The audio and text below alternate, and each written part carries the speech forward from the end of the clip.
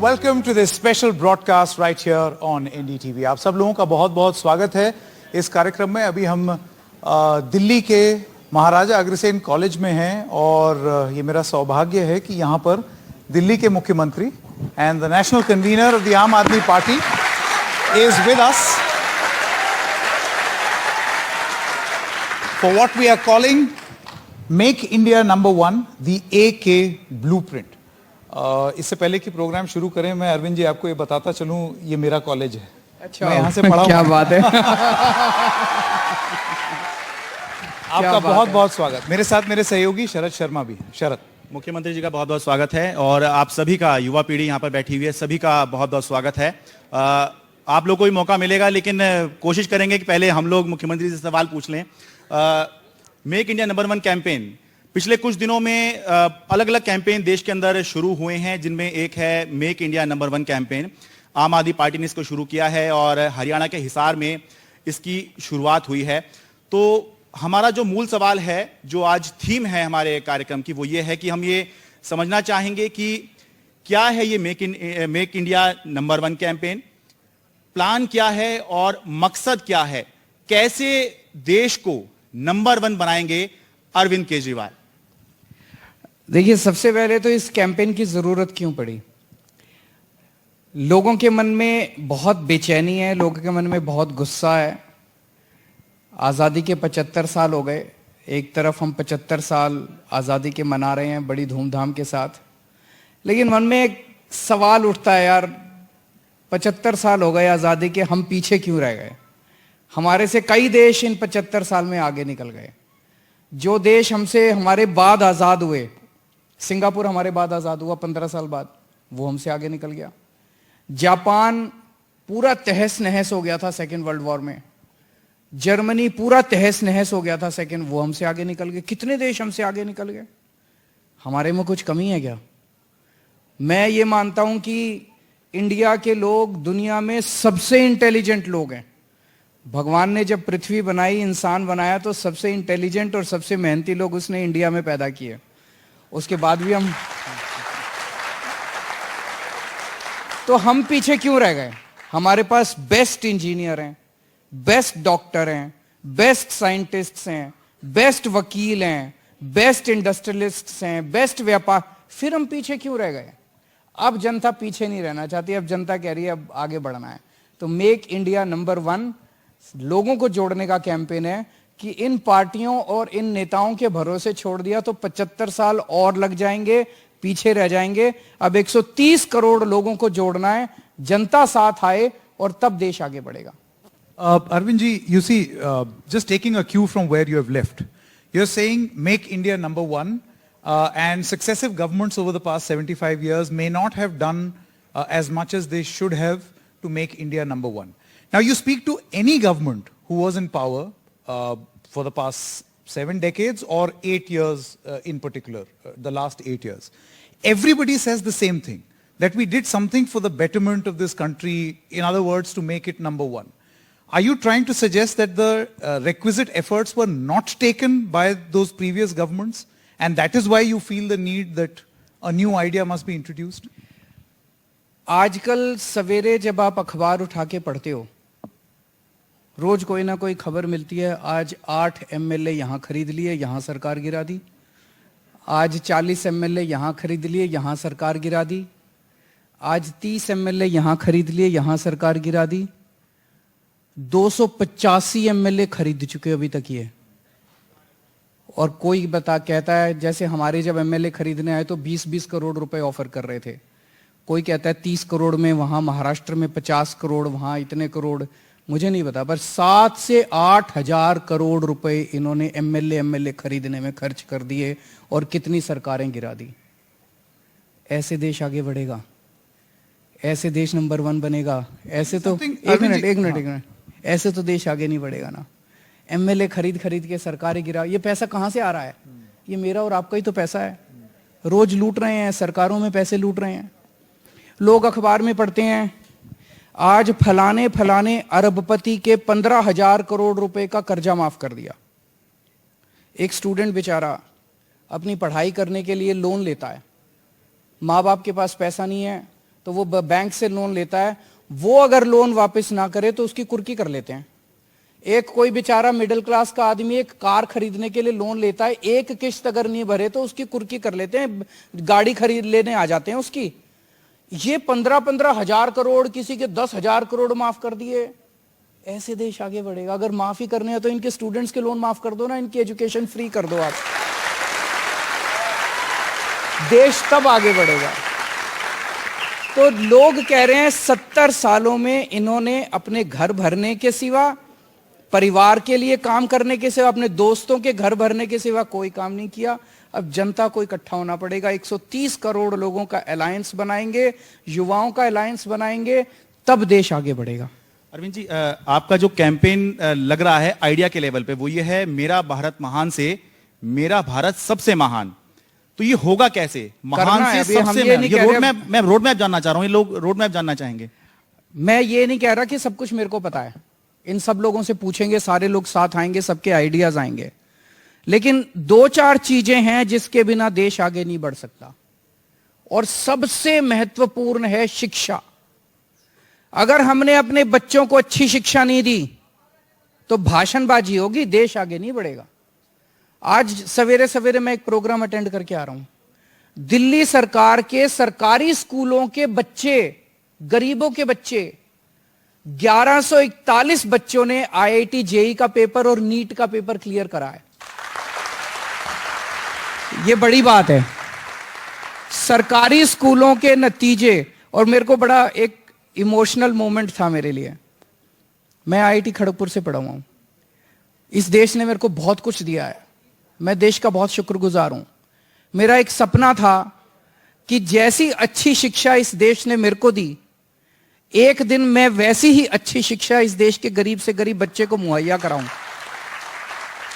आज मेरी रैंक जब आई थी IIT के पेपरों में 1985 में, मेरी रैंक आई थी 563। आज वो गरीबों के बच्चों, एक बच्चा था सिक्योरिटी गार्ड है उसके पापा जी, उस बच्चे की रैंक 569 आई है मेरे बराबर। तो मुझे अच्छा लगा कि जैसी शिक्षा मेरे को मिली इस देश ने दी, वैसी शानदार शिक्षा हम अपने गरीब से गरीब बच्चों को दे रहे हैं। एक मिनट, अब आप सोच के देखो, उसके पिताजी सिक्योरिटी गार्ड हैं, उनकी तनख्वाह 12,000 रुपए महीना है। जब ये बच्चा IIT से निकलेगा, इसकी स्टार्टिंग सैलरी 2 लाख रुपए महीना होगी। एक परिवार की गरीबी दूर हो गई। अगर हमने सारे बच्चों को पढ़ा दिया, इस देश के बच्चों को अच्छी शिक्षा दे दी, 5 से 10 साल के अंदर देश से गरीबी दूर हो जाएगी, सारे अमीर हो जाएंगे इस देश के अंदर। और उसके बिना नहीं हो सकता। दिल्ली के सरकारी स्कूलों को हमने इतना शानदार कर दिया, दिल्ली के गरीब से गरीब आज इतने बच्चे आए हुए थे वहां पे। किसी के पापा जी मजदूर हैं, किसी के पापा रिक्शा चलाने वाले हैं, किसी के कोई डॉक्टर बन रहा है, अब कोई इंजीनियर बन रहा है, अब कोई कुछ बन रहा है। 18 करोड़ बच्चे देश के सरकारी स्कूलों में पढ़ते हैं। दिल्ली छोड़ दो तो बाकी जगहों के सरकारी स्कूलों का हाल कबाड़ खाने से ज्यादा अच्छा नहीं है। जब तक इन सरकारी स्कूलों को ठीक नहीं करेंगे, शानदार नहीं बनाएंगे, तब तक देश आगे नहीं बढ़ सकता। अभी मैंने पढ़ा था, प्रधानमंत्री जी का एक स्टेटमेंट था कि 14,500 सरकारी स्कूलों को ठीक किया जाएगा। PM श्री योजना, यस, बहुत अच्छी बात है, मैंने बधाई दी प्रधानमंत्री जी को। लेकिन 14,500 स्कूलों को ठीक क्यों किया जाएगा? देश में 10.5 लाख स्कूल हैं। 10.5 लाख स्कूलों को तो ठीक करते करते मैं कैलकुलेशन 100 साल लग जाएंगे। सारे के सारे 10.5 लाख स्कूलों को 5 साल में ठीक कर सकते हैं। मेरे पास पूरी प्लानिंग है। मैंने कैलकुलेट किया है, सारे के सारे 10 लाख स्कूलों को ठीक करने के लिए 10 लाख करोड़ रुपए चाहिए। इन्होंने पिछले 5 साल में अपने दोस्तों के 10 लाख करोड़ रुपए के कर्जे माफ कर दिए। वो कर्जे माफ नहीं करते तो देश के सारे सरकारी स्कूल शानदार बनाए जा सकते। Is Mr. Kejriwal that your model as far as Make India #1 is concerned? शिक्षा है, शिक्षा सबसे जरूरी है। आप ये देखो, कुछ लोग मेरे को कहते हैं कि केजरीवाल शिक्षा फ्री क्यों देता है। देश के 39 कंट्रीज, जितने अमीर देश हैं देश दुनिया के, सारे अपने बच्चों को फ्री शिक्षा देते हैं। अमेरिका देता है, लंदन देता है, जापान देता है, सारे अपने बच्चों को फ्री। क्यों? वो इसलिए फ्री शिक्षा नहीं देते कि वो अमीर हैं, वो फ्री शिक्षा देते हैं इसलिए अमीर हैं वो देश। अगर हमें अमीर बनना है तो पहली चीज तो शिक्षा होनी चाहिए, सारे बच्चों के लिए शानदार शिक्षा, फ्री शिक्षा, बेस्ट क्वालिटी से। सेकंड, हेल्थ फैसिलिटीज, हमारे देश के हर इंसान को बेस्ट हेल्थ फैसिलिटी और फ्री हेल्थ फैसिलिटी मिलनी चाहिए। यह हो सकता है, दिल्ली में करके दिखाया। दिल्ली के 2 करोड़ लोगों के लिए हमने सारा इलाज मुफ्त कर दिया, सरकारी अस्पताल अच्छे कर दिए। सरकारी अस्पताल में जाओ और आपका सारा इलाज मुफ्त है। पूरे देश में भी हो सकता है, कर सकते हैं, इसका भी मैंने पूरा प्लान बनाया हुआ है।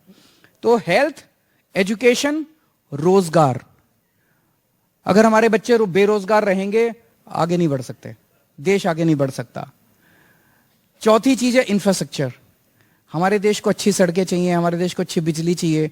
बिजली के ऊपर आप लोगों को जान के ताज्जुब होगा, हमारे देश में कितने पावर कट लगते हैं। देश में टोटल 4 लाख मेगावाट बिजली प्रोड्यूस करने की क्षमता है, 4 लाख मेगावाट, और देश की पीक डिमांड 2 लाख मेगावाट है। तो हमारे पास तो बहुत ज्यादा बिजली है, फिर बिजली क्यों नहीं आती? पूरे देश में 24 घंटे बिजली आनी चाहिए, हम तो एक्सपोर्ट कर सकते हैं बिजली, लेकिन बिजली आती नहीं है, बिजली जाती है। दिल्ली में भी पहले ऐसे ही होता था, दिल्ली में बिजली की कमी नहीं थी। जब मैं मुख्यमंत्री बना, कहीं तार टूटी पड़ी है, कहीं ट्रांसफार्मर जला पड़ा है, कहीं कुछ, मैंने और सतिंदर जैन ने खड़े हो के हमने तार चेंज कराए, ट्रांसफार्मर, आज दिल्ली में 24 घंटे बिजली आती है। तो इंफ्रास्ट्रक्चर और किसानों को उनकी फसलों के पूरे दाम मिलने लग गए। एक शॉट के अंदर आप गरीबी देश से दूर कर सकते हो। अरविंद जी, आपने दिल्ली मॉडल पेश किया, गवर्नेंस करके दिखाई दिल्ली में 15 से और अभी तक चल रही है। आपने ये दिखाया कि कैसे शिक्षा में काम हो सकता है, स्वास्थ्य के क्षेत्र में काम हो सकता है, लेकिन ये जो आपका दिल्ली मॉडल है ये दिल्ली आधारित है। ठीक है, आप इसका प्रचार कर सकते हैं और दिखा सकते हैं कि ये एक मॉडल हो सकता है, लेकिन ये कैसे बाकी राज्यों पर भी अप्लाई होगा? क्योंकि दिल्ली के पास पुलिस नहीं है, बाकी राज्यों के पास पुलिस है, दिल्ली के पास सरहद नहीं है, सरकारी स्कूल ठीक करने के लिए पुलिस नहीं चाहिए। नहीं, पैसा तो लगेगा, पैसा तो लगेगा, नियत चाहिए, बेईमानी नहीं करनी। नहीं, बेईमानी करेंगे तो सारा पैसा चोरी कर लेंगे। सरकारी स्कूल ठीक करने के लिए नियत चाहिए, यहां पे जज्बा चाहिए और वो चाहिए कि करके दिखाना है। अब पंजाब के अंदर अभी जुम्मा 6 महीने भी नहीं हुए सरकार बने, और 100 से ज्यादा मोहल्ला क्लिनिक बना दिए, अस्पतालों के में सुधार चालू हो गया, स्कूलों के अंदर सुधार चालू हो गया, बिजली फ्री हो गई पंजाब के अंदर। तो पंजाब सरकार की नीयत अच्छी है, इसीलिए हो रहा है। But Kejriwal ji, one allegation is that आप काम जितना करते हैं उससे ज्यादा, फिक्र जितना करते हैं उससे ज्यादा उसका जिक्र कर देते हैं। जैसे पंजाब में काम हुआ तो ऐड बड़ा बड़ा अखबार में आ गया। करेंगे, काम कर रहे हैं, प्रचार क्यों नहीं करेंगे? ये लोग तो बिना काम किए प्रचार करते हैं। मेरा कोई भी ऐड देख लेना, काम के बारे में प्रचार होगा। मैं स्कूल बनाऊंगा तो पूरे देश में बताऊंगा भाई स्कूल अच्छे कर दिए, दिल्ली में अच्छे हो गए, तो तुम लोग भी मांगो अपने अपने स्टेट में अपनी सरकार से। मैंने बिजली मुफ्त कर दी, पूरे देश में प्रचार करते हैं भाई महाराष्ट्र वाले भी मांगो, गुजरात वाले भी मांगो, सारे मांगो, मैंने कर दी तुम भी मांगो। तो अच्छा काम का प्रचार तो होना ही चाहिए। लेकिन आप ये कह रहे हैं कि दिल्ली मॉडल बिल्कुल एज इट इज पूरे देश में अप्लाई हो सकता है। मैंने 3-4 बातें कही, ये 3-4 बातें तो हर जगह हो सकती हैं। इसके अलावा और भी बहुत सारी चीजें करने की जरूरत है, जो जनता से पूछेंगे, जनता की राय आएगी, जनता से चर्चा होगी। और बहुत सारे अच्छे लोग हैं देश में जो काम कर रहे हैं अपने अपने स्तर पे। जैसे अभी बाड़मेर में जब से मैंने कैंपेन शुरू किया, बहुत लोग मेरे से कांटेक्ट कर रहे हैं। बाड़मेर एक डॉक्टर भरत हैं, एमबीबीएस डॉक्टर हैं, बहुत गरीब परिवार से आते हैं। तो गरीबी के कारण उनको एमबीबीएस पूरी करने में बड़ी दिक्कत हुई, तो उन्होंने ये ठान लिया कि मैं गरीब बच्चों को अब एमबीबीएस कराया करूंगा। तो 3rd ईयर से ही उन्होंने कुछ लोगों से डोनेशन लेके हर साल 50-50 गरीब बच्चों को, ऐसे गरीब बच्चे जिनके पेरेंट्स की डेथ हो गई है, जिनके घर में खाने को नहीं है, किसी ने 11वीं पढ़ाई छोड़ दी, ऐसे बच्चों को इकट्ठा करके 50-50 बच्चों को एमबीबीएस हर साल वो एडमिशन करा रहे हैं। आपको जान के था 16 बच्चों को तो ऑल इंडिया मेडिकल में एडमिशन करा चुके हैं वो। ये लोग जो हैं देश के, ये हमारे देश की उम्मीद हैं। ऐसे सारे लोगों को इकट्ठा करेंगे हम, और ऐसे सारे लोगों को मिलकर देश को आगे बढ़ाएंगे। One question I wanted to ask you, Mr. Kejriwal. See, you clearly have a vision. I can see that. You're passionate about it. And in Delhi and now you claim in Punjab, you seem to have started delivering also. Do you feel that no one else or no political stakeholder in this country shares this passion to make India number one? See, the reason why I ask this question, you look at Mr. Nitish Kumar, he wants a larger rainbow alliance, right? You look at Mamata Banerjee, she wants a rainbow alliance, a collective opposition with a collective mission. Does Mr. Kejriwal find himself a sort of in an ekla chalo mode, that you don't want to ally with anyone इस and देश push forward के- with your own इस ideas? देश के नेताओं को इकट्ठा करने से देश नंबर 1 नहीं बनेगा। 130 करोड़ लोगों को अलायंस करने से देश नंबर 1 बनेगा। मैं किसी के भी खिलाफ नहीं हूं, लेकिन ये जोड़ तोड़ की राजनीति, ये अलायंस, ये सब मेरे को समझ नहीं आते। ये राजनीति उनके जिम्मे, स्कूल बनवाने हो तो मेरे को बुला लो, अस्पताल बनवाने हो तो मेरे को बुला लो, सड़कें बनवानी हो, बिजली ठीक करानी हो, किसी की बिजली खराब हो गई मेरे को बुला लो, मैं ठीक कर दूंगा, आईआईटी का इंजीनियर हूं। लेकिन आप कहो ये अलायंस होगा, फिर ये सीट एडजस्टमेंट, ये सब मेरे को समझ नहीं आता जी, उनके भरोसे। अरविंद जी, राजनीति का मतलब ये होता है कि आप सत्ता को अपने हाथ में लीजिए, अधिकार अपने हाथ में लीजिए और जिम्मेदारी उठाइए काम करने की। इसीलिए शायद आप राजनीति में आए कि पहले आपने आंदोलन किया लेकिन कुछ बदलता हुआ नजर नहीं आया, तो इसलिए आपने पार्टी बनाई कि सत्ता में आएंगे और जैसा हम चाहते हैं वैसा करके दिखाएंगे। तो अब जब आप ये कह रहे हैं कि हमें मेक इंडिया नंबर 1 बनाना है और आप किसी कोalition की बात नहीं कर रहे हैं, 130 करोड़ लोगों की बात कर रहे हैं, तो क्या हम ये समझें कि आम आदमी पार्टी जो है वो अकेले ही कोशिश कर रही है कि पूरे देश पर छा जाए? 130 करोड़ लोग जिस दिन खड़े हो गए, एक बार अन्ना आंदोलन में खड़े हुए थे, उस वक्त की सरकार हिल गई थी। 130 करोड़ लोग इकट्ठे हो गए तो सारी सरकारों को काम करना पड़ जाएगा, हर राज्य सरकार को काम करना पड़ जाएगा। एक पॉजिटिविटी जो आएगी, आज इतना नेगेटिव हो गया है सारा एटमॉस्फेयर, इतना नेगेटिव हो गया है, ये लड़ाई कर रहे हैं, झगड़ रहे हैं, कट रहे हैं, मर रहे हैं, सारा दिन 24 घंटे लड़ना झगड़ना, ऐसे देश आगे नहीं बढ़ेगा। हमें एक पॉजिटिव एनर्जी पूरे देश के अंदर इकट्ठी करनी पड़ेगी। देश के टीचर्स, देश के डॉक्टर्स, देश के इंजीनियर्स, देश के किसान, देश के मजदूर, सब मिलके जब एक साथ धक्का मारेंगे, मेरा देश नंबर 1 बन जाएगा। पर ये होगा कैसे सर? प्रैक्टिकल पूछ रहा हूं मैं कि या तो आपकी पार्टी सत्ता में आए या फिर आप प्रधानमंत्री बने, तब कुछ होगा जो आप कह रहे हैं, नंबर 1 वाली बात जो आपकी। जनतंत्र में जनता तय करती है। जब ये सारे जन इकट्ठे होंगे तो ये तय करेंगे कि आगे कैसे चलेगा। लेकिन क्या करना है ये मेरे पास है। हमें शिक्षा ठीक करनी है, हमें स्वास्थ्य ठीक करना है, हमें बच्चों को रोजगार देना है, और ये हो सकता है। हमने 7 साल में दिल्ली में करके दिखाया है। 75 साल में हम लोगों को बेवकूफ बनाया गया, देश को लूटा गया, इन्होंने अपने घर भरे। अब जनता ये बर्दाश्त करने वाली नहीं है। आपने एक बयान तो सुना होगा केजरीवाल जी, अभी कुछ दिन पहले गुजरात, जहां पर आम आदमी पार्टी भी, you're testing political waters there, and a very prominent leader over there said that ये सपने दिखाते हैं। हाँ, नहीं, वो मेरे अमित शाह जी ने बोला जी, था। आपके लिए, आपकी पार्टी के लिए, आपके इन वादों के उन्होंने लिए। अपनी सपनों का पार्टी के लिए व्यापारी बोला कह रहे था। उन्होंने कहा था भाई, अमित शाह जी ने ये कहा था भाई, जो सपने दिखाते हैं जनता उन पे भरोसा नहीं करेगी। सो मुझे नहीं समझ, उन्होंने कहा था जो भी आके कहे कि मैं 15-15 लाख रुपए आपके बैंक अकाउंट में डालूंगा, उस पर भरोसा मत करना बिल्कुल भी। और जो भी आके कहे कि मैं दिल्ली में स्कूल अच्छे कराया, पंजाब में स्कूल अच्छे कराया, अब गुजरात में भी कर दूंगा, उस पर भरोसा करना। वो करके आया है। लेकिन सर, सपनों के बारे में कहा जाता है कि 2 तरह की विचारधाराएं। एक तो ये कहते हैं ड्रीम्स डू कम ट्रू, सपने सच होते हैं। दूसरा ये है कि सपने सपने ही होते हैं, हकीकत में नहीं बदलते। आप कौन सी वाली विचारधारा में हैं? नहीं, हमें देश के लिए सपने देखने चाहिए, समाज के लिए सपने देखने चाहिए। अच्छे समाज, अच्छा समाज बने, देश नंबर 1 बने। देश नंबर 1 भाषणबाजी से नहीं बनेगा। आजकल एक माहौल चल रहा है, ये वो क्या कहते हैं, ये देश को ऐसे बनाएंगे वैसे, भाषण दे आते हैं कहीं पे और फिर कहते हैं भाई देश नंबर। जब तक हमारे देश का हर बच्चा पढ़ा लिखा नहीं होगा, जब तक हमारा देश फ्रांस के पास जाता है, जापान के पास जाता है, इसके पास जाता है, उसके हमारे को ये टेक्नोलॉजी दे दो जी, हमारे को न्यूक्लियर टेक्नोलॉजी दे दो जी, हमारे को फलानी क्यों भाई? हमारे साइंटिस्ट्स में किसी बात की कमी है? हम सारी टेक्नोलॉजी खुद बना सकते हैं। एक मौका दो अपने साइंटिस्ट्स को। मैं आईआईटी में गया था, सुपर इंटेलिजेंट लोग हैं अपने यहाँ। आईआईटी में हमारे बैचमेट्स होते थे, सुपर इंटेलिजेंट, ऐसे ऐसे बच्चे होते थे जो कि कुछ भी कर सकते हैं। उनको मौका क्यों नहीं देता हमारा देश? हम बाहर से जाके टेक्नोलॉजी इंपोर्ट क्यों करते हैं? हमारे बच्चों को, हमारे युवाओं को मौका दो, सारी टेक्नोलॉजी हमारे देश के अंदर बनाएंगे। Arvind ji,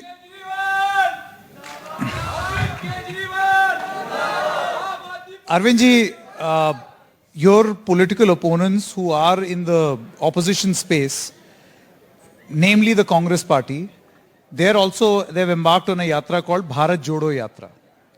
And they say that wherever you are going, you claim to be fighting the BJP, but in essence, you are weakening the Congress party. B team of BJP. Exactly.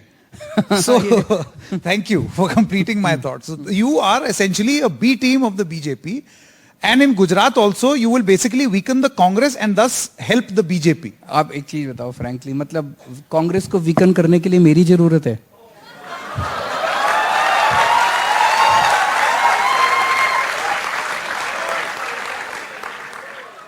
Isn't Rahul Gandhi sufficient?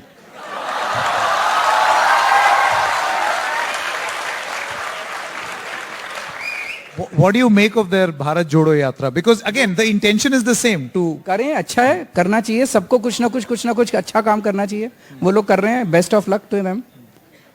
Arvind ji, you know, the point over here is that you started off with these ideas in 2011. I remember covering India against corruption. Then 2014 you won elections, 2015 you won, 2020 you won Punjab. You started by presenting a very idealistic scenario, which you are doing even now, right? But then we also saw Arvind Kejriwal visiting the Hanuman temple. So do you feel that as you are going along or trudging along this path of politics, you fear becoming like the rest and doing exactly what others do to fetch votes, to capture people's fancy? No, others don't go to Hanuman temple. सबको जाना चाहिए, सबको हनुमान जी के मंदिर जाना चाहिए, हनुमान जी का आशीर्वाद लेना चाहिए। मैं तो बच्चों को भी बोलता हूं, जब मैं छोटा था रोज मैं कई बार हनुमान चालीसा पढ़ता था, कई बार हनुमान जी की आरती करता था। जब भी कभी मुसीबत में हो, जब भी कभी डिप्रेशन हो, जब भी कभी तकलीफ हो, एक बार हनुमान चालीसा पढ़ लो। हनुमान चालीसा पढ़ने में क्या तकलीफ है? लोग कहते हैं कि आप हनुमान चालीसा, हनुमान जी के मंदिर जाते हो तो अपने रास्ते से भटक गए। नहीं, रास्ते पे वापस आ गए। हनुमान जी की आरती करना, हनुमान चालीसा पढ़ना, भक्ति करना अच्छी बात है।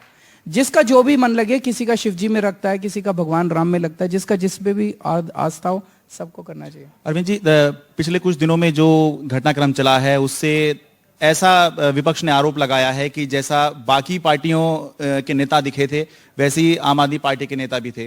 हम बात करें जो सीबीआई की रेड हुई है, ईडी की रेड चल रही हैं, आज भी रेड हुई है, तो ये आरोप लगा रहे हैं जो आपके विरोधी पार्टियां हैं कि आप अपने आप को कट्टर ईमानदार आपने बताया, लेकिन देखिए सीबीआई की रेड हो रही है, ईडी की रेड हो रही है, ईमानदार नहीं है ये पार्टी, भ्रष्ट है ये पार्टी, ये विरोधी आपके आरोप लगा रहे हैं। सीबीआई को क्या मिला मनीष जी के यहां से?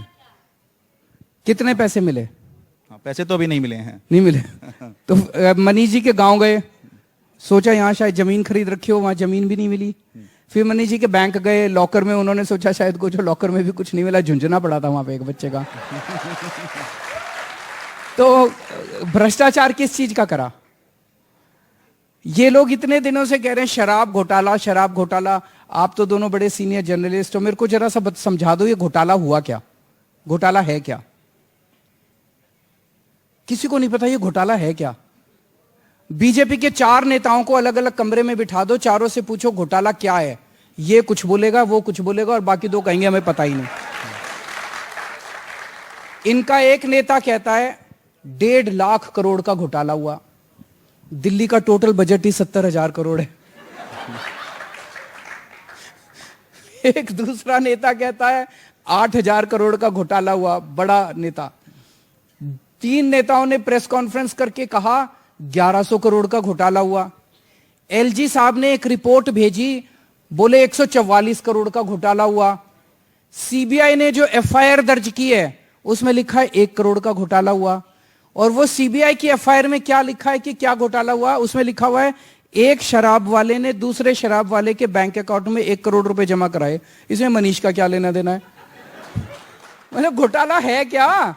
बट अरविंद जी, तो मतलब वो जैसे अन्ना जी कीचड़ फेंक रहे हैं, जम के कीचड़, रोज कीचड़ फेंक रहे हैं। स्टिंग आ गया जी, अरे स्टिंग आ गया तो सीबीआई से जांच करा के मनीष कह रहा है मेरे को गिरफ्तार कर लो, गिरफ्तार भी नहीं कर रहे। ऐसे देश आगे नहीं बढ़ेगा, ऐसे देश नंबर 1 नहीं बनेगा। भ्रष्टाचार हुआ है, जांच कराओ, पकड़ो, जेल में डालो। नौटंकी मत करो, सवेरे से लेकर शाम तक ड्रामाबाजी करते हो, नौटंकी करते हो, पूरे देश का ध्यान भटकाते हो।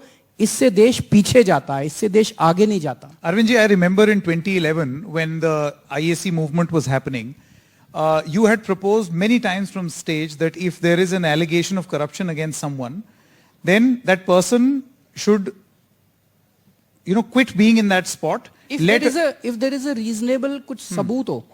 मैं तो आपसे ये पूछ रहा हूं, शराब घोटाला है क्या, यही बता दो आप दोनों।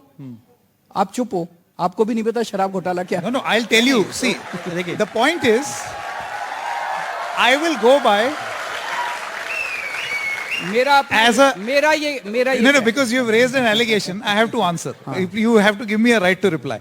The point is that I am waiting as a good journalist for an investigation to be completed, so that I can form my opinion on whether this was a scam or not. What is the allegation? The allegation is that the Aam Aadmi Party tried to give undue favors to a few people in the excise policy so as to get kickbacks, so that you could benefit. एक minute, CBI की FIR पढ़ी है, उसमें ये लिखा ही नहीं है जो आप कह रहे हो। ये तो बीजेपी वाले कह रहे हैं। मैं सीबीआई की एफआईआर पढ़ लीजिए, सीबीआई की एफआईआर में ये कुछ नहीं लिखा हुआ। ये तो बीजेपी वाले एक दिन कुछ कह देते हैं, एक दिन कुछ कह देते हैं, एक दिन कुछ कह देते हैं, कुछ भी कह देते हैं। So the thing is, why did you have to roll back the excise policy then? संकेत, just one second.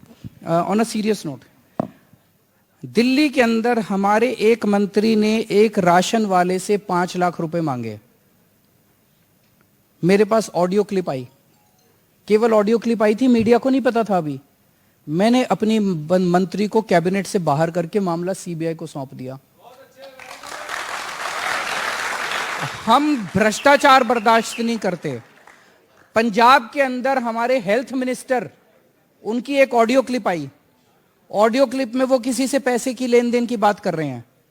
मीडिया को भी नहीं पता था, ऑपोजिशन को भी नहीं पता था। हमने पुलिस, वहां पे पुलिस हमारे पास है, पुलिस को बुला के उसको गिरफ्तार करके जेल में डाल दिया, अपने मंत्री को। लेकिन ये कीचड़ फेंकेंगे, झूठ बोलेंगे, ऐसे तो हमारी सारी कैबिनेट पे एक एक करके कीचड़ फेंक देंगे, हम सारे इस्तीफा दे दें बस। ये तो यही चाहते हैं, ऐसे थोड़ी होगा यार, लड़ेंगे फिर। You realize that there is, in that sting operation, there is a claim that all those people who are being stung are there listed in the CBI FIR. Their name is mentioned there. CBI जांच करके गिरफ्तार कर लेना मनीष को। मना कौन कर रहा है? मनीष तो छाती चौड़ी करके कह रहा है कि भाई अगर मैंने कुछ गलत किया है 4 दिन के अंदर, सोमवार तक आप इसकी जांच कर लो, सोमवार तक मेरे को गिरफ्तार कर लो, और नहीं तो सोमवार को प्रधानमंत्री जी मेरे से माफी मांग लें। अब इससे फालतू और क्या बोलेगा वो? नहीं, इसमें मैं एक चीज, जांच नहीं करेंगे, गिरफ्तार नहीं करेंगे, रेड करेंगे, रेड में कुछ निकलेगा नहीं, और फिर रोज कीचड़ फेंकेंगे। ये मैं बार बार ये कह रहा हूं कि इस तरह से देश आगे नहीं बढ़ेगा। ये लोग, कभी आपने इन लोगों के मुंह से कोई पॉजिटिव बात सुनी है? जैसे मैं आपको इतनी बातें बता रहा हूं, हमने स्कूल अच्छे कर दिए, अस्पताल अच्छे कर दिए, बिजली अच्छी कर दी, पानी अच्छा कर दिया, कभी दूसरी पार्टी वालों के मुंह से सुना हो इन्होंने कुछ कर दिया? रोज बैठ के बस गंद मचाना है, ईडी फेंकनी है, सीबीआई ये वो, मतलब 24 घंटे गंदी राजनीति, 24 घंटे गंदी। आप मेरे से पूछ रहे थे ना 75 साल में उन्होंने कुछ नहीं किया क्या? अब कुछ कर रहे हैं क्या? कुछ नहीं कर रहे, केवल और केवल गंद मचाते हैं ये लोग। इस गंदी राजनीति से देश आगे नहीं बढ़ सकता। हमें पॉजिटिविटी क्रिएट करनी पड़ेगी देश के अंदर, ताकि युवाओं की एनर्जी को, किसानों की एनर्जी को, टीचर्स की एनर्जी को इस्तेमाल किया जा सके। एक जो आप बात कर रहे थे उस पर अपना पक्ष रखता हूं कि ये चीफ सेक्रेटरी ने एलजी को रिपोर्ट दी थी, और उसमें ये कहा गया कि 144 करोड़ रुपए का जो अलग अलग लाइसेंस धारक हैं उनको फायदा मिला। लेकिन ये करप्शन था या नहीं था, ये जो है जांच में साबित होगा, कोर्ट में साबित होगा। घोटाले वाली बात तो नहीं कह रहे हैं, आरोप कह रहे हैं हम। इसने उसको लिखी थी, फाइनली तो जो एफआईआर है वही होगी ना। सीबीआई की एफआईआर में ये कुछ नहीं है, इसका मतलब ये गड़बड़ थी, ये सारी झूठी रिपोर्ट थी। सीबीआई की एफआईआर के अंदर उसका जिक्र ही नहीं है, तो झूठ था सारा। अभी इन्होंने हमारी एफआईआर में नहीं है। इन्होंने पिछले 7 साल में मेरे पिछले 7 जन्मों का जांच कर ली इन्होंने। इंसान का 3000 साल का इतिहास है। पिछले 3000 साल में मैं नहीं समझता कि किसी भी पॉलिटिकल पार्टी की इतनी जांच हुई होगी जितनी इन लोगों ने हमारी कराई है, किसी भी देश में। इन्होंने हमारा बसें खरीदी, बसों की जांच करा ली 4 बार सीबीआई से जांच करा ली, कुछ नहीं मिला। हमने मोहल्ला क्लिनिक खोले, मोहल्ला क्लिनिक की जांच करा ली। हमने स्कूल बनाए, स्कूलों की 4 बार जांच करा ली। हमने जो काम हम कर, सड़कें बनाई, सड़कों की इन्होंने जांच करा ली। इन्होंने शराब पॉलिसी की जांच करा ली, कुछ मिला। अब क्या हुआ सत्येंद्र जैन के केस में? सत्येंद्र जैन को 3 महीने से गिरफ्तार कर रखा है। कोर्ट ने पिछली 3 हियरिंग में कोर्ट बार बार इनसे पूछ रहा है कि सत्येंद्र जैन के खिलाफ एक सबूत तो दे दो। एक भी सबूत जब नहीं दे सकते थे तो कल कोर्ट में कहते हैं हमें जज बदलना है। सोचो इनकी हिम्मत। केंद्र सरकार के वकील ने कोर्ट में आके सत्येंद्र जैन के खिलाफ बोला कि हमें इस जज के ऊपर भरोसा नहीं है, ये ज्यादा क्वेश्चन पूछता है, जज बदलो। ये क्या हो रहा है इस देश के अंदर? ऐसे देश आगे बढ़ेगा? Arvind ji, then just my final question on this excise policy. Why did you then feel the need to go back on the policy or revert to the old अफसरों को policy? इतना ज्यादा, मैं आपकी जानकारी के लिए बता दूं, एग्जैक्टली सेम एक्साइज पॉलिसी हमने पंजाब के अंदर लागू की है। 43% increase in revenue, loopholes have been plugged. जितनी लीकेजेस होती थी सारी प्लग हो गई। दिल्ली में इन्होंने लागू नहीं करने दिया, दिल्ली में हमारी फुल गवर्नमेंट नहीं है। अफसरों को इतना डरा दिया गया कि ऑफिसर्स जो हैं इस पॉलिसी को एक्सटेंड करने के लिए तैयार नहीं थे। We were forced to go back to the old policy. लेकिन एक्साइज के बाद में अब क्लासरूम की बात हो रही है, तो अब सवाल मेरा ये नहीं है कि आपके ऊपर क्या आरोप हैं, पर मेरा सवाल ये है कि आप खुश तो बहुत होते होंगे कि कम से कम डिस्कोर्स जो है वो एजुकेशन पर आ गया है। हाँ, मुझे बहुत अच्छा लगा। भी मैंने देखा अमित शाह जी स्कूलों में गए थे देखने के लिए। मुझे लगता है शायद पिछले 27 साल से जब से बीजेपी की सरकार है, पहली बार अमित शाह जी किसी स्कूल में गए होंगे। तो स्कूलों में जाने के लिए तो इनको हमने फोर्स कर दिया। अब इनके सारे नेता स्कूलों में जा जाके बात कर रहे हैं। शिक्षा पे बात होनी चाहिए, स्वास्थ्य पे बात होनी चाहिए, अच्छे मॉडल्स की बात होनी चाहिए। हमने दिल्ली में अच्छे स्कूल बनाए।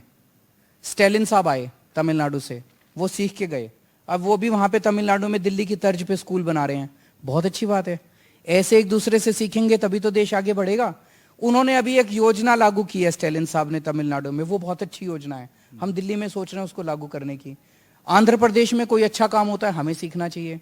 मैं तो बार बार कहता हूं, कोई बीजेपी का मुख्यमंत्री भी मेरे से आके पूछेगा कि भाई मोहल्ला क्लिनिक कैसे बनाते हैं, स्कूल में सिखा दूंगा सबको। हम एक दूसरे से सीखेंगे, एक दूसरे से सीखेंगे तभी तो देश आगे बढ़ेगा। Anything you would like to learn from a BJP chief minister? Yes, certainly. कोई भी अगर कोई अच्छा काम कर रहे होंगे बताएं, हम सीखेंगे उनसे, जरूर सीखेंगे। Before we throw this open to the audience, one question I wanted to ask you. You see, you were on an auto rickshaw in Punjab, in Gujarat. Now I see some BJP leaders also in an auto rickshaw in Gujarat. Today there was a book release function which likened the Prime Minister with Ambedkar. We see Ambedkar's picture in your programs also, very prominently.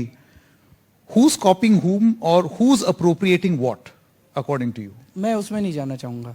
कोई भी किसी को भी copy कर रहा हो, अच्छी चीजों की तो कॉपी होनी चाहिए। कोई भी अगर अच्छा काम करे, हमें एक दूसरे से सीखना चाहिए। लेकिन पिछली बार हमने देखा था 2013 से ऑटो ड्राइवर ने आपका जो है बहुत साथ दिया। फिर पंजाब आप गए तो आपके जाने से पहले चन्नी साहब वहाँ मुख्यमंत्री हुआ करते थे, वो पहुंच गए। यहाँ पर आप गए, यहाँ पर भी गए। तो ऑटो ड्राइवर से बहुत पुराना प्रेम है आपका। बहुत लगाव है। दिल्ली के ऑटो वालों ने हमारा जो पहला चुनाव हुआ था उसमें हमारा बहुत साथ दिया था। हमारे पास बिल्कुल पैसे नहीं थे उस टाइम। हर ऑटो वाले ने अपने ऑटो के पीछे फ्री में हमारा पोस्टर लगा लिया, तो चलता फिरता हमारा एडवर्टाइजमेंट होता था पूरी दिल्ली के अंदर उन दिनों में। Tell me something. I'm sure you must have seen what the Congress party has tweeted. They say that an absolutely identical question in Punjab where an auto driver asked you to come to his house to have dinner. On the exact same format, an auto driver in Gujarat also asked you to come to his house. So it almost appeared as if this is choreographed. So I want to ask you straight away, was this choreographed or was this genuinely done? मतलब इसमें कोई हर्ज नहीं, कांग्रेस हमसे सीख के वो भी कर ले। वो क्यों नहीं करते? It's a best practice. Let them also follow it. Okay, let's throw this open for the audience now. We've got lots of youngsters over here. I'm sure they're raring to go, ask a lot of questions. Yeah, sure. Please get up. Identify yourself and ask your question. मेरा नाम सोनू है और आपसे एक question है कि आप जैसे फ्री की बात करते हैं, फ्री शिक्षा दे रहे हैं, स्वास्थ्य सेवा दे रहे हैं, पानी बिजली दे रहे हैं, तो ये काम आप कैसे कर रहे हैं और क्या इससे हमारे देश की फाइनेंशियल हेल्थ पर कोई दिक्कत नहीं हो सकती है? क्या हमें आत्मनिर्भर भारत पर ध्यान देने की जरूरत नहीं है? ये बहुत अच्छा क्वेश्चन पूछा है इन्होंने। दो किस्म की राजनीति है।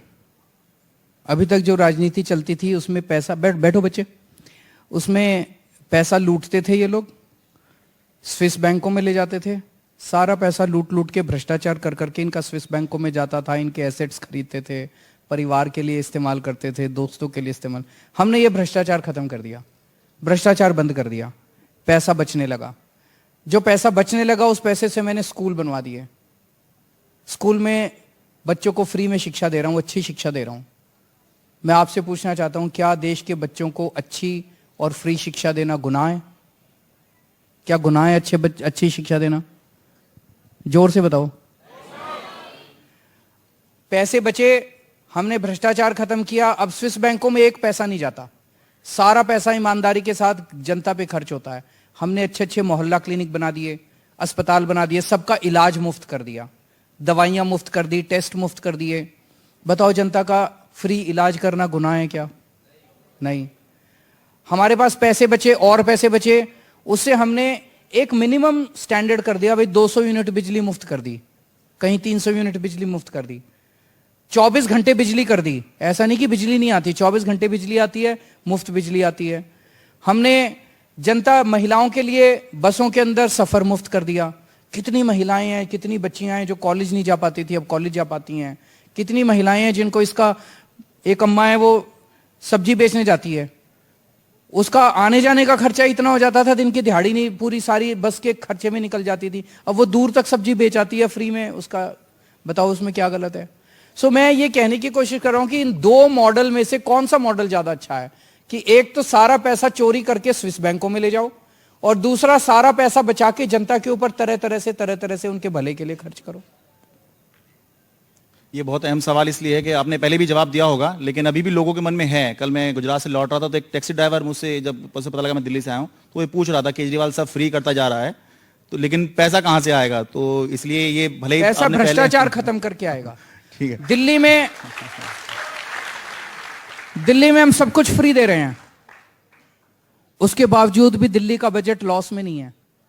सीएजी ने लिखा है, पूरे देश में अकेली दिल्ली सरकार है जिसका बजट लॉस में नहीं है, बाकी सारी सरकारें लॉस में चल रही हैं। वो लूटती हैं, वो सारा पैसा लूट के आपका पैसा स्विस बैंकों में ले जाते हैं। हम लूटते नहीं हैं, इसलिए आपको फ्री भी देते हैं और बजट भी हमारा प्रॉफिट में जाता है। अगला सवाल, आप अपना नाम बताइए और सवाल पूछिए। नमस्ते सर, मेरा नाम सलाउद्दीन है। सर मेरा क्वेश्चन है कि इस देश में 130 करोड़ की आबादी है और सर हमारे पास बहुत खेल प्रतिभा है। हमारे गली मोहल्ले में सर फुटबॉल, वॉलीबॉल, बैडमिंटन बहुत सारे खेलते हैं, बहुत अच्छे खेलते हैं, बट स्टिल हमारा देश इन गेमों में नंबर 1 क्यों नहीं है? ये बड़ा इंटरेस्टिंग क्वेश्चन है। 130 करोड़ लोगों का देश, और जब बैठो 130 करोड़ लोगों का देश, और जब ओलंपिक्स होते हैं तो गिन चुन के 2-4 मेडल हम लोग लेके आते हैं। ऐसा नहीं कि हमारे यहाँ टैलेंट नहीं है, टैलेंट बहुत है, लेकिन उस सारे टैलेंट के ऊपर नेताओं के बच्चे बैठे हैं, नेता बैठे हैं, किसी इस बोर्ड के ऊपर नेता का बेटा बैठा है, इस बोर्ड के ऊपर कोई और है ना। उनको खेलना नहीं आता, वो केवल और केवल लूटने के लिए, उस स्पोर्ट्स को लूटने के लिए बैठे हैं। हमने अभी एक स्पोर्ट्स यूनिवर्सिटी बनाई है, उसकी स्पोर्ट्स यूनिवर्सिटी की जो ओलंपिक मेडलिस्ट थी हमारी कन्नम मल्लेश्वरी जी, उनको हमने उसका वाइस चेयरमैन बनाया है। इस देश के अंदर प्रतिभा है। मैं, आप जैसे ट्रैफिक लाइट पे आप रुकते हो, आपने देखा होगा कि एक बच्चा आता है, आपकी खिड़की पे नॉक करता है, आप खिड़की खोलते हो और वो बच्चा वहां कलाबाजियां खानी चालू करता है, देखा है ना। फिर उसके ऊपर पास एक सर्कल होता है, सर्कल में से क्या फ्लेक्सिबल बॉडी होती है उसकी, उसको जिम्नास्ट में खड़ा कर दो, वो चाइना को हरा के आ जाएगा। थोड़ी सी उसको ट्रेनिंग देने की जरूरत है। क्या फ्लेक्सिबल बॉडी है उन बच्चों की। टैलेंट की कमी थोड़ी है अपने देश के अंदर। ये राजनीति जो हो रही है स्पोर्ट्स के अंदर, उसको खत्म करना है। दूसरा एक मॉडल अभी आया, जैसे हमने देखा हॉकी का, उड़ीसा ने हॉकी को अडॉप्ट किया, और मैं सोच रहा था ये मॉडल हम इसको नेशनली क्यों नहीं कर सकते। हर स्टेट को 2-2 स्पोर्ट्स दे दो, दिल्ली को 2 स्पोर्ट्स दे दो, हरियाणा को 2 स्पोर्ट्स दे दो, पंजाब को 2 स्पोर्ट्स दे दो। हमारे पास कम से कम 55 स्पोर्ट्स में टैलेंट ही टैलेंट क्रिएट हो जाएगा। वो स्टेट जो है उन 2 स्पोर्ट्स के अंदर पूरे देश से जितना भी टैलेंट है वो वहां जाएगा, वहां उसकी हमारे आपस में भी कंपटीशन हो जाएगा। और मेरा दिल कहता है कि अगली बार ओलंपिक के अंदर कम से कम 100 मेडल हम ना लाएं तो बता देना। I think let's get some ladies to ask. Yes, sure. Good evening, sir. My name is Hiranshi, and I first like to congratulate you on this great initiative, Make India #1. Thank you. And I think that for it to be successful, it has to be holistic and open to subjective interpretations. And I am in Women College, and one of the most concerning issue has to be women's security. And according to the latest NCRB report, Delhi has toppled when it comes to the list of one of the most unsafe cities for women. And it has happened for the 3rd consecutive year. Also for senior citizens as well. So what are your thoughts on that? I completely agree. In fact, I would like to flag 2 issues as far as women are concerned. 2 issues हैं, एक है women security और एक है women participation in Indian economy. दोनों चीजों की जरूरत है। Yes, sir. Even here, I don't see women being represented. Like all the people standing there, I don't see women. But in the audience में काफी हैं।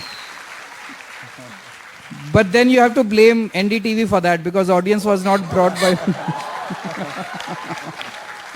बैठो। Women security is definitely a very serious issue. So we have to get more women to ask questions. Yes. I wish Delhi police was directly accountable to us. अगर Delhi police directly हमारे accountable होती तो दिल्ली के अंदर हम महिलाओं की सुरक्षा के लिए कई सारे और स्टेप्स उठा सकते थे। हमारे हाथ में जितने स्टेप्स थे हमने किए। दिल्ली के अंदर जैसे स्ट्रीट लाइट्स हमारे अंडर में आता है, तो हमने स्ट्रीट लाइट्स बहुत बड़े स्केल के ऊपर स्ट्रीट लाइट्स का इंतजाम किया है दिल्ली के अंदर। सीसीटीवी कैमरे हमारे अंडर में आते हैं। You will be surprised to know that today पूरी दुनिया में सबसे dense network of CCTV cameras are in Delhi.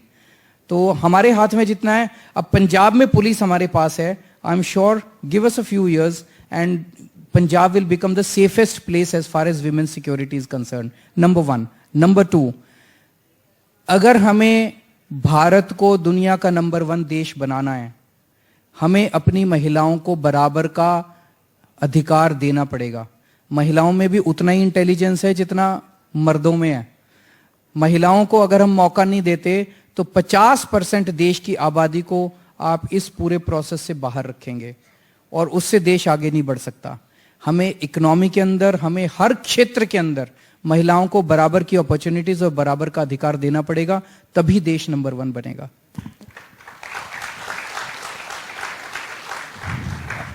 बराबर का अधिकार ही दे रहे हैं। अगली लड़की है, पूछिए। Sir, I am Muskan. My question is, like recently you said that Gujarat is fully corrupted. So if Aam Aadmi Party wins, how you will deal with the corruption? जैसे दिल्ली में किया, पंजाब में किया। Is it going to work? Yes, it worked in Delhi. मैं आपको 2-3 उदाहरण देता हूं। दिल्ली में हमने क्या किया, पंजाब में क्या किया। 2 लेवल पे होती है करप्शन। एक ऊपर के लेवल पे होती है, मंत्री खाते हैं, ब्यूरोक्रेट्स खाते हैं, अफसर खाते हैं पैसा, सारा पैसा चोरी हो जाता है, स्विस बैंकों में ले जाते हैं। एक मंत्री को मैंने दिल्ली में सीबीआई को सौंपा था और एक मंत्री को हमने पंजाब में जेल में भेज दिया। सारे ठीक हो गए। अब किसी की हिम्मत नहीं है, सबको पता है यार ये बड़े पागल लोग हैं, अगर अपने मंत्री को ये जेल भेज सकते हैं तो फिर ये किसी को भी नहीं छोड़ेंगे। तो एग्जाम्पल वॉज क्रिएटेड, नंबर 1। अब ऊपर के लेवल का करप्शन लगभग खत्म हो गया दोनों जगह, दिल्ली में भी और पंजाब में भी। एक आम आदमी के लेवल पे जो करप्शन है, दिल्ली में हमने door step delivery of services शुरू किया है। पता है आप लोगों को 1076 नंबर। अगर आपको दिल्ली सरकार से कोई भी काम कराना है, राशन कार्ड लेना है, बिजली का कनेक्शन लेना है, पानी का कनेक्शन लेना है, कोई भी काम कराना है, अब 1076 पे फोन करो। जैसे आप पिज्जा ऑर्डर करते हो, ऐसे आप बोलो कि मेरे को नया बिजली का कनेक्शन चाहिए। वहां से आवाज आती है कि आप कितने बजे घर मिलेंगे, हम आपके घर कितने बजे आके आपका काम करके जाएं। अब आपको किसी सरकारी दफ्तर में जाने की जरूरत नहीं है किसी दलाल के चक्कर काटने की जरूरत नहीं है। आपके दिल्ली सरकार का एक आदमी आपके घर आके आपका काम करके जाता है तो करप्शन खत्म हो गई। ना नीचे के लेवल पे करप्शन है, ना ऊपर के लेवल पे करप्शन है। ऐसे ही गुजरात में भी करेंगे।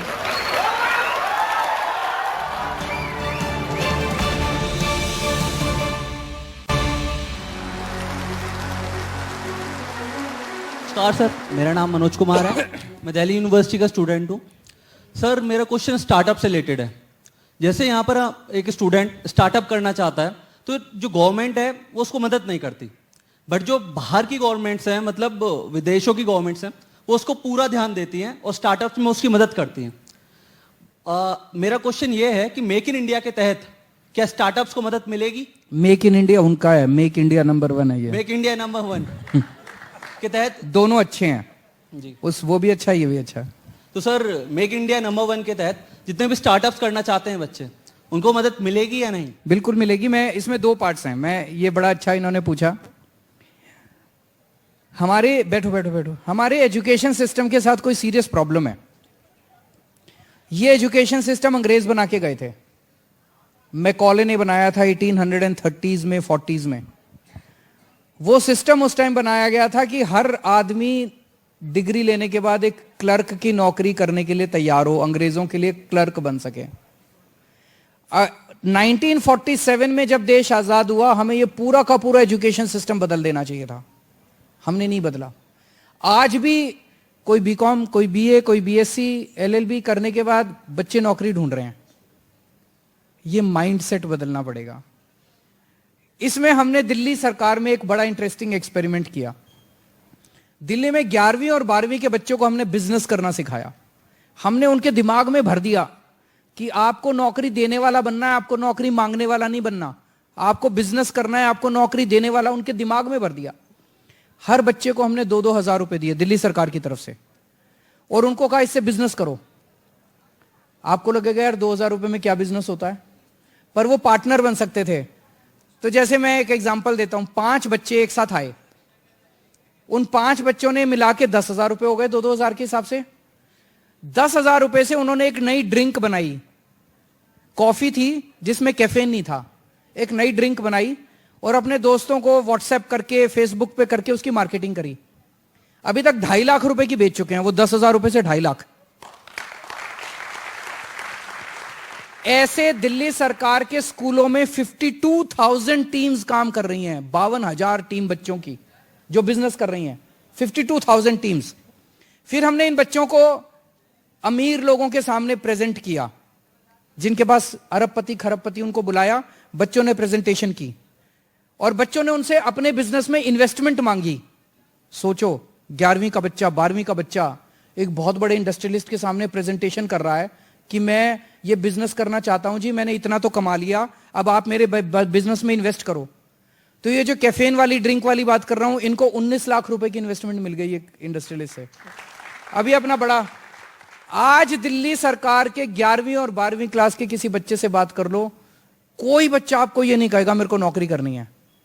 एक बच्चा मेरे को मिला, बोला जी 10वीं क्लास में जब तक था ना, बड़ी टेंशन रहती थी, मैं पढ़ाई में बहुत खराब था, नंबर कमाते थे, मुश्किल से पास होता था, मुझे लगता था नौकरी नहीं मिलेगी, पर जब से मैं आप इस क्लास में आया हूं 11वीं 12वीं में और ये बिजनेस करना चालू किया है, कहता मेरे को बिल्कुल टेंशन खत्म हो गया, नंबर जो मर्जी आए, धंधा तो कर ही लूंगा मैं। 1.5 लाख बच्चे हर साल 12वीं करके निकलते हैं। ये 1.5 लाख बच्चे कल तक नौकरी ढूंढने वाले थे। अब इन 1.5 लाख में से 1 लाख बच्चों ने भी अपना बिजनेस शुरू कर लिया। तो आप सोचो ये 2-2, 3-3, एक आदमी 2-2, 3-3 बच्चों को तो नौकरी देगा। ऐसी एक और टीम थी जिससे मैं रूबरू था। उस टीम की में एक लड़की प्रेजेंटेशन कर रही थी। उससे हमने पूछा आपका फ्यूचर प्लान क्या है? कहते सर अब बस बढ़ने वाला है, अब हम 10 IIT के इंजीनियर्स को एम्प्लॉय करने जा रहे हैं। 11वीं 12वीं के बच्चे IIT के 10 इंजीनियर्स को नौकरी देने जा रहे हैं। सपना कितना बड़ा हो गया इन बच्चों का। हमें ये बदलाव लाना पड़ेगा अपने पूरे एजुकेशन सिस्टम के अंदर कि हमें बच्चों को नौकरी, बिजनेस करना सिखाना पड़ेगा, नौकरी देने वाला बनाना पड़ेगा। पर एक और चीज है, ये स्टार्टअप के ऊपर हमने पॉलिसी भी बनाई है, बच्चों की मदद भी कर रहे हैं। उनको दिल्ली सरकार की एक पॉलिसी है, उनको सब्सिडीज भी काफी देते हैं, उनको कई तरह की सुविधाएं दी जाती हैं। तो जो भी मदद हमारी लगेगी हम सारी मदद करेंगे।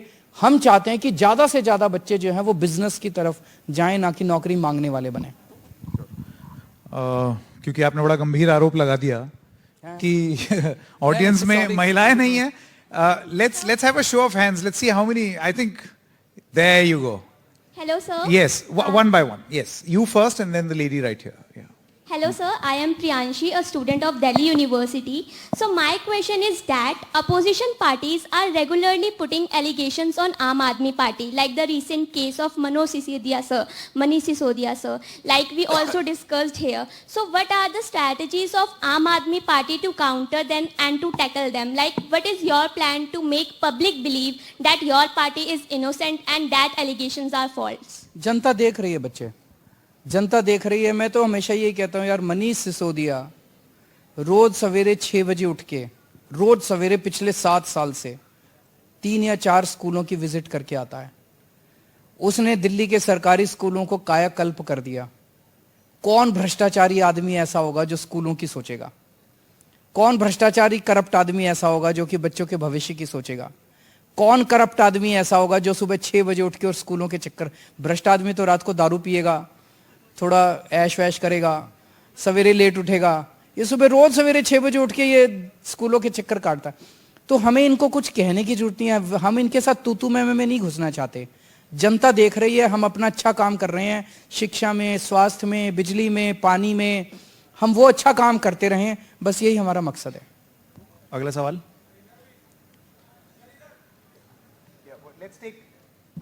I think we should take 2 last questions because we are running out of time. The lady right here. चलिए आप। Yeah. नमस्कार सर। नमस्कार सर, मैं Anusha, MA political science Delhi university की छात्रा हूँ।